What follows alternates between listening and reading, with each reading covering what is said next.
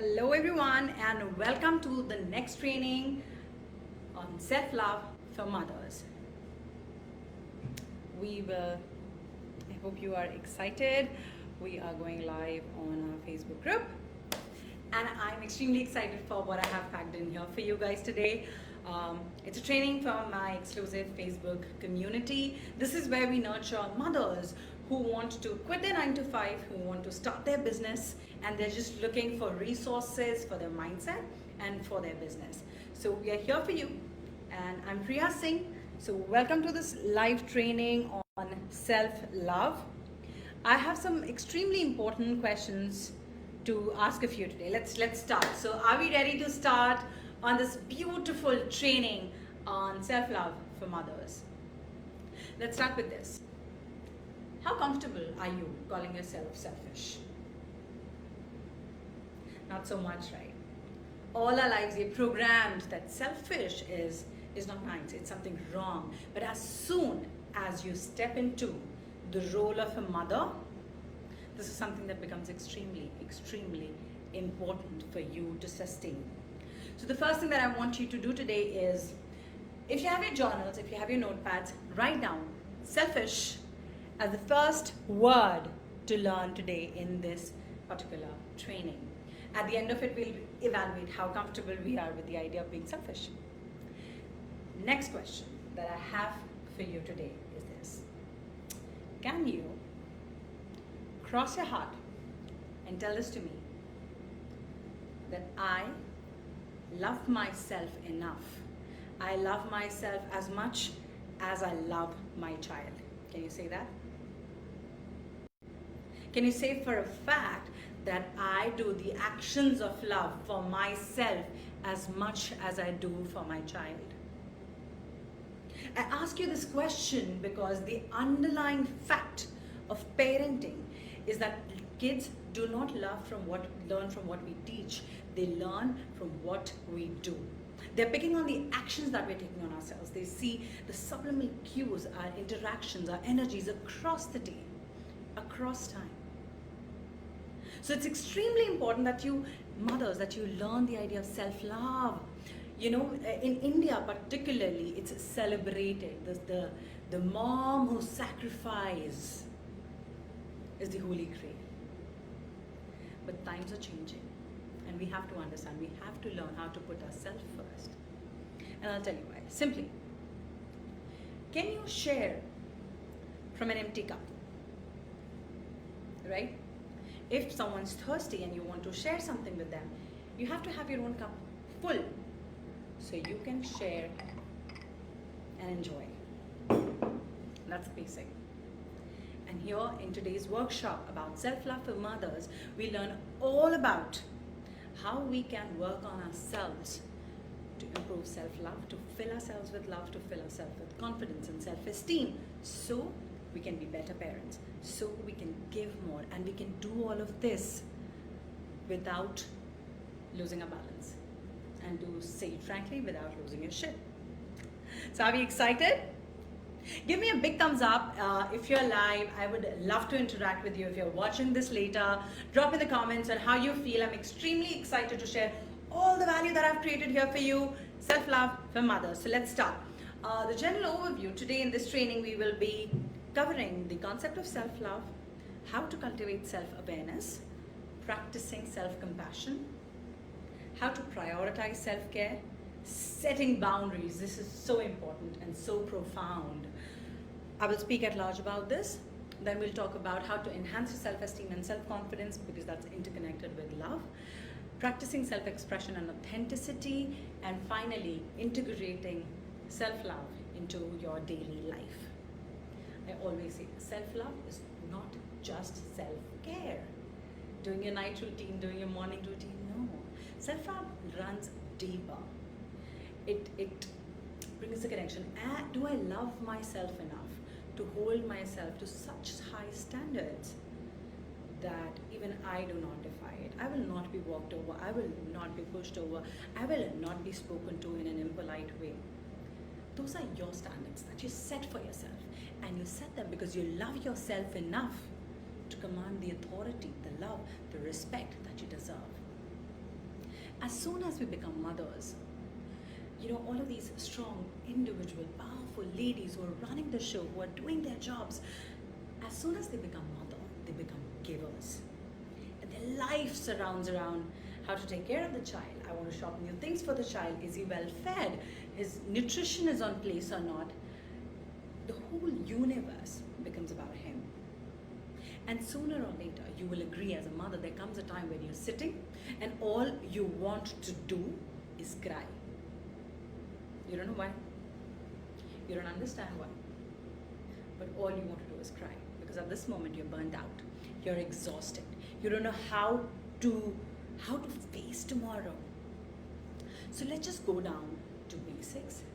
And at the end of this training, I will speak about how we can integrate self-love into our daily lives. Because anything which is not done consistently, guess what? It flakes away. So how can we include the practice of self-love in our everyday life so that we don't forget it? We are a priority first. And as I told you, our cups are filled again and again so that we can share it with our child, with our own family. Because believe it or not, the mother, the lady of the house, is the center, is the energy center of the house. And if you are happy, and if you are well taken care of, and if your cup is full, believe it or not, things around you will run smoothly and beautifully. So, self-love refers to a practice of valuing and accepting and caring for oneself unconditionally. Dear mothers, like you love your child, there's no greater love than that. But then comes self-love. It involves developing a positive and nurturing relationship with oneself and recognizing what am I worth. Number 2, it encompasses of various aspects including self-acceptance, self-compassion, self-respect, and treating yourself with kindness, the most important. Now, essentially for personal growth, mental growth, emotional well-being, and establishing a healthy relationship with others, it's an ongoing practice. And everything is connected. I love this. Everything that you do in an everyday life is connected to self-love. So we will be jumping guns on self-care, self-empowerment, self-fulfillment, self-esteem. Boom, boom, boom. Too many self-words, right? But that's what it's come to. And let's explore, why is self-love important? Why am I doing this training? Not so long ago, as I told you, I was in a rut. And when I sat down to reflect on what the problems are, it boiled down to me not prioritizing myself enough to show up for my work. And then when you dig deeper, I was having all the excuses, my work, my child, my house. But if I love myself enough, I would have gone a step ahead to make amends, to do changes. And why is that important, you ask? To create a healthy, emotionally intelligent, and a happy child. You'll ask me how, let me tell you. A child is observing you throughout the day. Have you ever tried crying in front of your child? The child gets flabbergasted, like, oh my God, Mom, why are you crying? Like, that's the most insecure thing a child can feel. Do you want your child to feel like that? But it will happen invariably on days that you break down, on days that you do not feel as strong, happy, and emotionally healthy. So it's extremely important that you practice self-love every day. When you become selfish about yourself, you are better taken care of for your child. When your child sees that you're taken care of, he would want to contribute. Kids learn by their actions, they observe. Teaching your kid on how to treat you is teaching them how they want to be treated when they grow up. I'll give you a minute to observe that, okay? We ladies, let's talk a generation before, or how our movies were told, right? The sacrificial mother, she sacrificed everything for her child. What do you think this child will grow up to become? For them, the standards the mother has set is the standard of the world. So do you want to prepare your child to sacrifice their happiness, to sacrifice their priorities, to sacrifice their wellness to fit in? Because you are leading by example. So it's extremely important, again, to be selfish. Because when you put yourself first, when you take care of your career, your health, your finances, and you show up like that person, your child is learning how to be that person. And I tell this to all the mothers that I work with. We are overwhelmed the guilt we feel of being a mother. We are not there with the child. I don't get to spend enough time with my child. I'm working so much. He'll feel I'm ignored. None of that is happening. Imagine this is a fresh being. He's into this world extremely new. He's also learning the ways of the world. And Kareena Kapoor said it better. She said, when I go to work, this boy understands that mama has to work. This is how the world works. And that will be his reality. So you teach him the world that he or she will be a part of. So literally, it's a lot to do with your own mindset versus what you think the child is going through. Because when you communicate with a child, why am I doing this? They are more at peace with it. So be it finding the time for your self-care, be that you want to go out to nourish yourself, to meet your friends, or to work, the child understands and they grow up to be adults who are healthy, who know what their boundaries are. Does it make sense? Again, I'll look forward to a big thumbs up in the comment of what you think about this, because that's what really matters to me. The interaction matters to me. The energy matters to me. So yes, a big thumbs up to all of those who are online. Keep dropping in the comments. This topic is extremely vast and can go in any direction, because as I said, everything is interconnected, right? Now, how else does, have you ever wondered, like the good childhood, the teenage issues that happen? What if I told you, if you love yourself enough, you can fix that early on? And I don't mean fixing, you can just set some very basic standards about how a good parent-child relationship looks like. Because essentially, when you demonstrate a good relationship with yourself to your child, they know what a good relationship looks like. Communication, taking care of yourself, being empathetic to the other person, communicating properly, all of this jumbled together will trickle down to have a good relationship with you and your child. And I'll close with this. We are always role modeling. By practicing self-love, parents teach their children the value of self-respect, self-acceptance, and self-care. Children learn to prioritize their own well-being by observing their parents' actions and attitudes towards themselves. Moving forward, let's talk about how can we cultivate self-awareness about self-love. How will you even evaluate that? Do I love myself enough? What's the scale? Is it 1, 2, 3, 4, 10? Let's get to this. The first step in the process is called self-awareness. Okay? Ask yourself, number 1, do I like the way my life looks like at the moment? That is, the way you show up, the way you're dressed, the way your environment looks, everything about it in general. And if there is a sense of discomfort, there's something that you do not like, that's the point that you start to roll back and see, why has the situation come up? Is it because you could not communicate? Communication about, I need this done, or this is bothering me, or I need to get some time to go and do this. Mostly this also trickles into having an unhealthy relationship with the spouse. Because a mother is layer after layer, the pressure builds up. The pressure of another child, the pressure of yourself, and the pressure of not being able to show up as you would like to. And all of these things stack together to become huge. Sometimes so much that it becomes a reason of constant fight with your partner. So when you're self-aware, then let's roll back. Why is this happening? You will come up with the answer. I always believe it's the underlying life mantra that I live by. Change starts with you. If you have a problem with anything, your surrounding, your people, your family, your spouse, change yourself first. It's hard, it's difficult, but it's not impossible.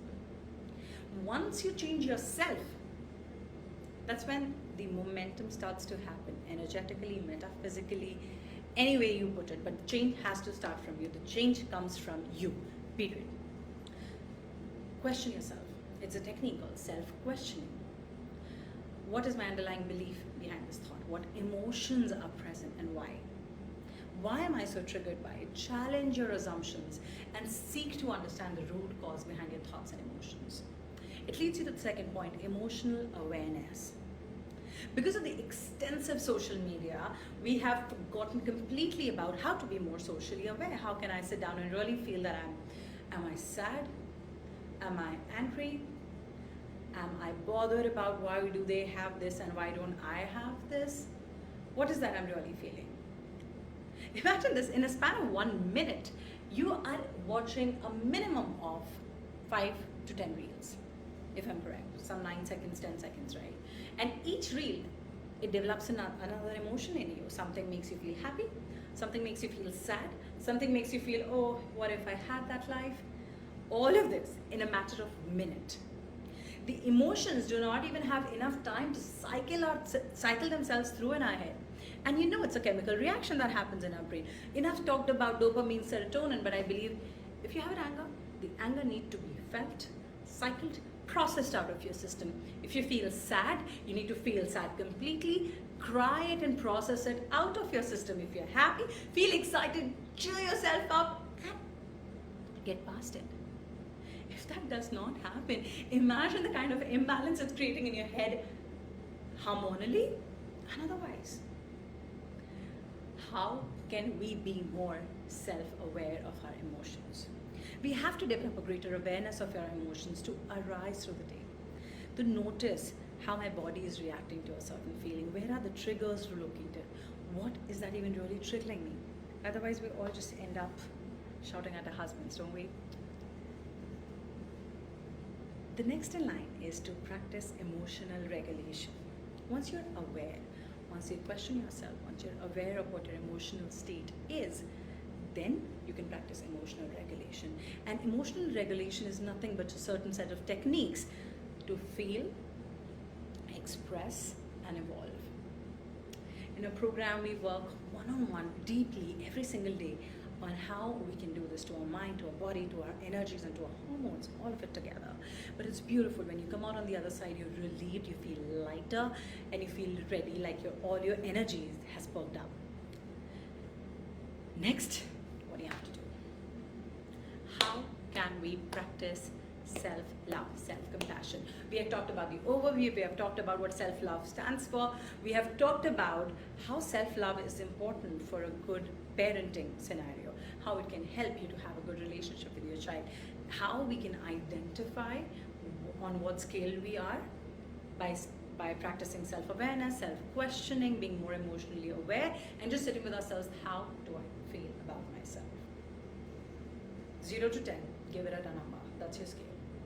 And your key is how you feel about the things that surround you, about how you look emotionally, physically, and metaphysically. Moving on, how can we practice it?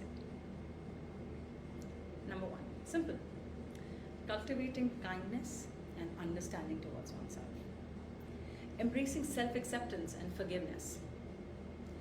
Nurturing a supportive inner dialogue. Now these are the tabular points. Do they make sense to you? You might, they might, and they might not. I'll question you on this. How many times have you found yourself that if someone in your periphery commits a mistake, it can be a regular thing, something happens, someone dropped something, broke something, we tend to be easy on others. We say that, oh, okay, all right, no worries, we'll get another one. We'll do this. Don't worry, it's fixable. Versus yourself. Imagine you had a very, very important business day and you show up at work and your child fell sick. Child fell sick, it's only natural for that to happen. You would run throughout the day at your work in panic that I was not there for my child. I could have been there.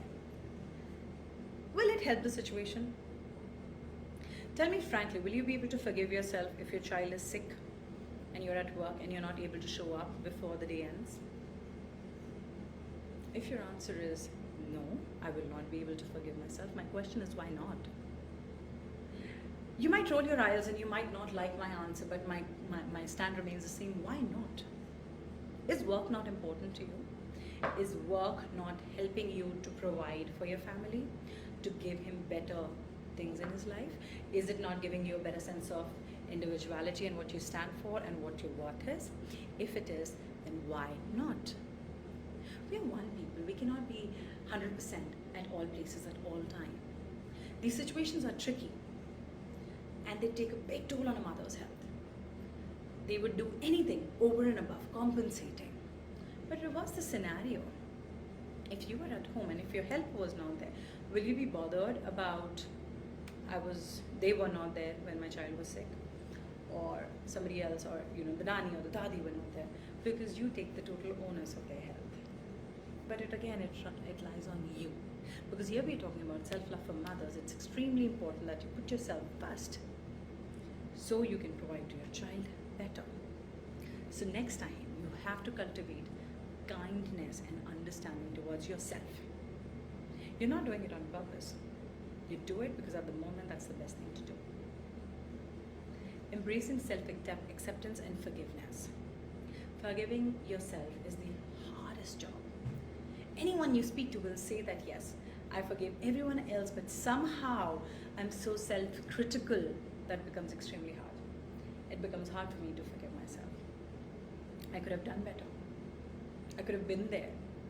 I could have finished my work at 3 a.m. in the morning and showed up at work and still managed to drop my child and make their lunch and leave them to school in time. I could have done it, but it does not have to be this hard. We have to be able to ask for help whenever we need. We have to have a support system around us that can help us navigate this better. And we have to be kind to ourselves. Next, nurturing a supportive inner dialogue. What is the meaning of an inner dialogue? Inner dialogue is what happens between your 2 ears. The 500 thoughts that run across your brain throughout the day. 3/4 of which do not even make it up to the outside world. We all are guilty of thinking the most weird things in the world, the worst case scenarios, and mothers are always running on high alert for their children. What if the situation could have been deadly? Yes, it could have been, but it hasn't been. This inner dialogue that goes between your ears can literally make or break your mental health. What has to happen will happen, and you have no control on it. What you have control over is your inner dialogue, how you choose to react to the situation. How you choose to act on a situation and not react. So you have to learn a practice of having a better inner dialogue. You'll ask me how. I'll talk to you about all of this in detail, but again, it will take us more time than we actually have. I want to keep it short, but things like journaling, meditation, breathing exercises, they really help you to focus on what happens here. Now, I know these are the words that have become the way of the world now, that you meditate, you journal, you do this, but it's really the intention with which you show up for these things, the intention and the sincerity with which you do these exercises, because if they can help you, why not?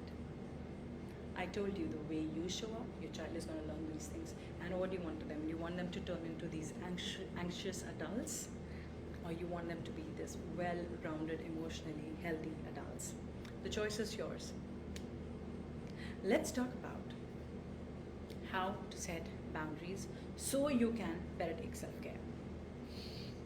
The first and foremost boundary is about finding some time to do some sort of physical activity. It's extremely important, even if it's Surya Namaskar, even if it is, I know mothers are exhausted throughout the day just doing the 500 chores that they have on their list and picking up the toys and just cleaning up after their children. But you have to find time. You have to find time to do things that bring you joy, for literally the blood to flow through your veins, for you to feel excited. That keeps your system clean. You have to find time to have your nails done, your hair done, your makeup done, for your wardrobe to be in time, because you don't like a kid turned up messy, right? You'd want your kid to be prim and proper and looking nice and cute at all times. And you have to invest in yourself to look like that. That is a practice of self-care. And I know this for a fact. As soon as you become the mother, the 15 minutes and the 20 minutes goes up to doll up your child, and you show up with the bare minimum that you can. That is setting a standard for yourself. 6 months. 6 months after I had my baby and I was ready to show up for work, I remember suddenly my office clothes did not fit me. I felt out of touch. I didn't feel presentable to show up at work really. I made do with what I had, and I did not like it. I did not like it. My reason was last 6 months have been extremely crazy with a child. I put myself behind on everything, and I end up feeling like that. And I do not want any other woman to feel like that. You have to be beautiful, you have to be confident, you have to show up with your best being self. So you have to invest in self-care and setting those timelines that this is my time. And your family would sooner or later adapt to this practice. They will own up to this. They will adjust according to your time routine. You have to nurture the practice of self-care. When you say no to the other things that we do in order to please others, you find the time to do things that are important for you. I'll repeat that again. When you find the courage to say no to the things that you are not willing to do, to please others, you will find the time that you need to take care of yourself in any way that you need to. So practice saying no without any guilt. You have to create the place for self-care. When your cup is full, you can share more with others. So you find the time to fill your cup. You find the support system, your friends, the ways that you feel more energized and more happy. Next, let's talk about enhancing self-esteem and self-confidence. You'll ask me, how is this related? I love myself enough. Why do I have to work about self-esteem and self-confidence? Well, the more I look at mothers being okay with being a, sorry to use the word, but a pushover, ready to accept the burnt toast, ready to stand up last in the queue so the family and the child is taken care of, this is doing a grave harm on their self-esteem. This is telling your subconscious out loud that you're not important, that you're not worth it, that you're not important enough for these things. You're not important enough to be prioritized in the way of the world, and I am not okay with it. And this is why self-love comes in place. Self-love comes in place to give you the courage that no, you're equally important. Your needs are equally important. Your indulgence are equally important. Your time is equally important. And we can only communicate this if we are filled with that kind of self-esteem, if we are filled with that kind of self-confidence, if we have the courage in ourselves to speak up for ourselves that this is what I need. When you recognize what you are worth, you gather the courage, you gather the strength to do it. There's a very fun technique we'll do at the end of this workshop that helps you be in touch with what you stand for, on what your achievements are, on what your strengths are, because you really, really need them to remind yourself what your worth is. Even the best of us forget on the worst of the day that what we are worth. What is that we bring to the world? Why is my existence important? Why am I even here? On the worst days, most of us forget it, but all of us are unique, beautiful gifts. And especially as a mother, we have such a big responsibility to raise these fun little children who are going to be fun, intelligent adults when they grow up and contribute to the world. It starts with you. It starts with how you treat yourself. It starts with how much love you have for yourself. So let's identify what are these negative self-talks and self-doubts that creep in all across the day. Every time you think, I cannot do this, let's evaluate. Is it 100% not doable? Can this not change 100%? Is there a scope that I can work on this? Can I find a way? Or it's absolutely impossible. Let's identify what these challenges are so we can curb this negative self-talk that pulls you down. Because if anything, we just need more strong mothers out there to have more strong, emotionally healthy individuals out there in the world. It starts from you. Then things about positive affirmation, self-appreciation, all of this comes in handy. Like, imagine, why did even this dialogue became so important? मैं अपनी favorite हूँ. This a whole generation identifies with this line because it stands for the aspiration that all of us have. We all want to be अपनी favorite, but none of us get the courage to accept it, to even say it out loud that yes, मैं अपनी favorite हूँ. It starts from gathering that courage. Number 7, practicing self-expression and authenticity. In the day of social media, where we are trying to be a copycat version of each other, I'm guilty of it, most of us are guilty of it. We try to create this picture perfect scenario of how this is beautiful and this journey, literally copying the trends. I think it serves the world a great deal if we find the courage in ourselves to be authentic, to express ourselves as we are. And every time we choose not to do that, we are doing a great injustice to our own personality. I know some of you might be thinking, but there's nothing so great about me. I'm a regular Jane, I'm doing my duties. But you, regular Jane, are the queen for your child. Will you disagree to that? For your child, you are everything. For your child, you represent the world. For your child, what you say is the ultimate truth. For your child, your kisses can cure their pain and illnesses, and your hugs are the most secure feeling. You are the smartest and the strongest person they have in their life, so do not take away that feeling from your child. As they grow up, you need to show up as what your child thinks of who you are, right? So you are not a regular Jane. Ask your child. You're so much more. And you owe it to them to show up in your highest self, to love yourself enough to show up with this power perform, like it's this huge power-packed person that you are. Next, developing resilience and self-composure. I talk about self-composure, but I'm guilty of getting too emotional, and even I try not to get too emotional during these lives, but it's hard for me because I feel so passionately about this subject. Okay, so just recently we went on a trip, and I was extremely excited. We went for a jungle safari, and we came across a tigress crossing the road with the 2 cubs. Boy, was that wonderful. I was hoping to have some kind of an adrenaline rush in my system and thinking, oh my God, that's a tiger. But the minute I saw the tigress roaring and making sure that the cubs crosses over the road safely on the other side, oh my God, I felt so much pride. I felt so much pride in being a mother like never before. Like, that's a nature's dictate. A mother is supposed to be strong. A mother is supposed to roar. A mother is wild.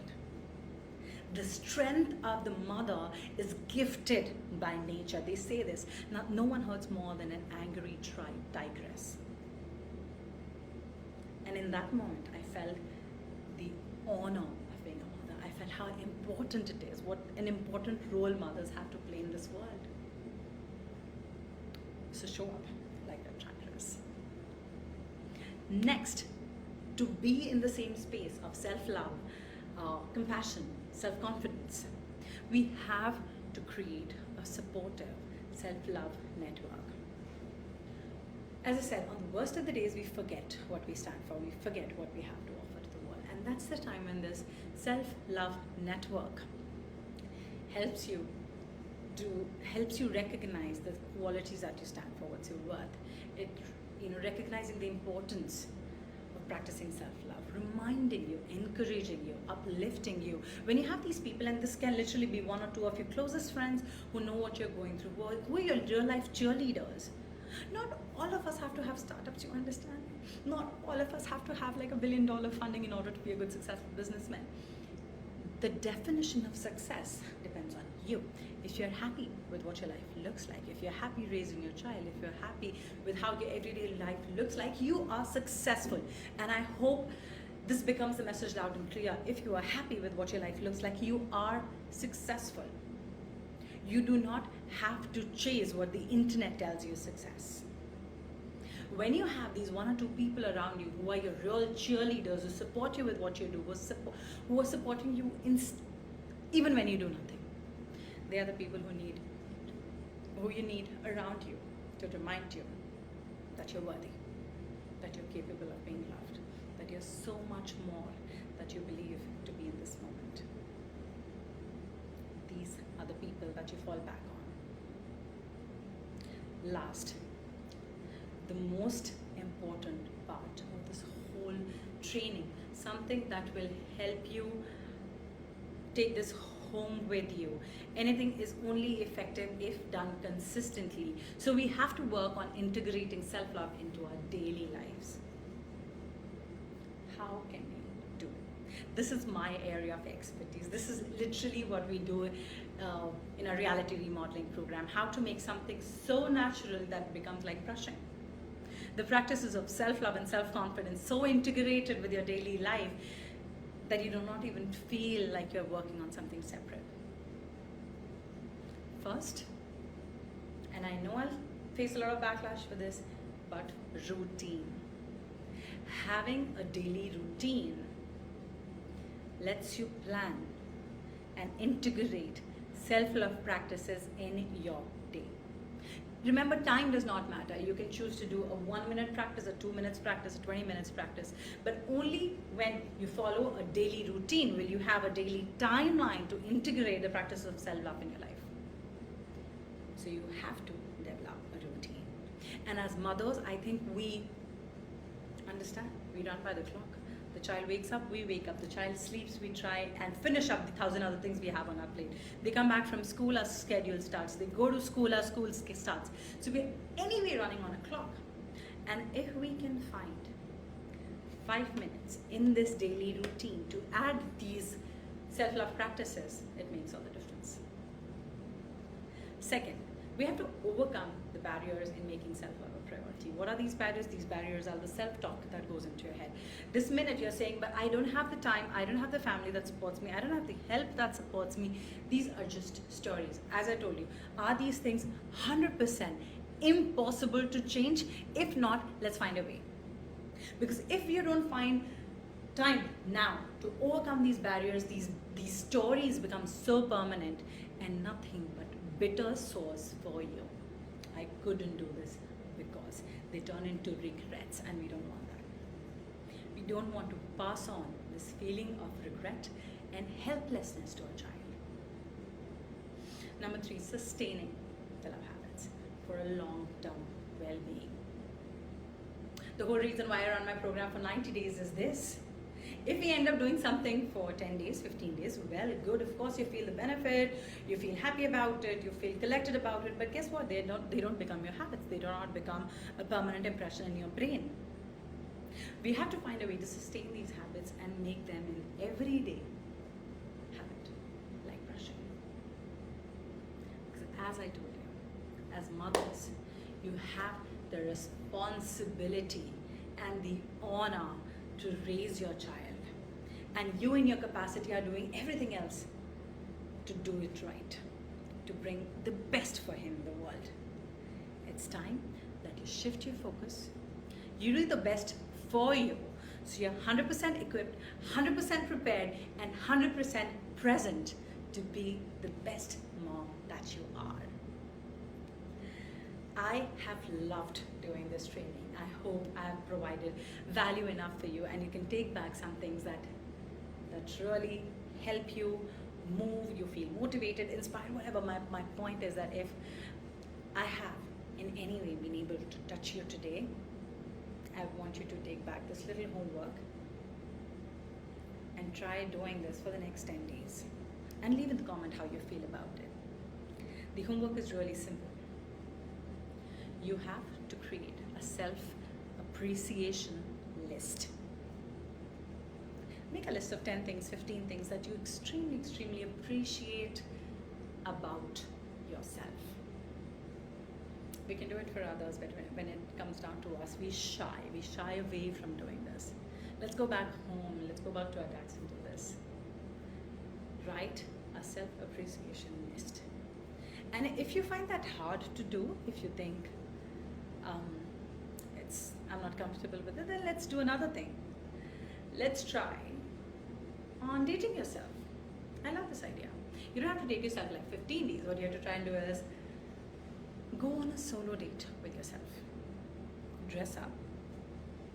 Book a table at your favorite restaurant. Go take yourself out on a date. Alone.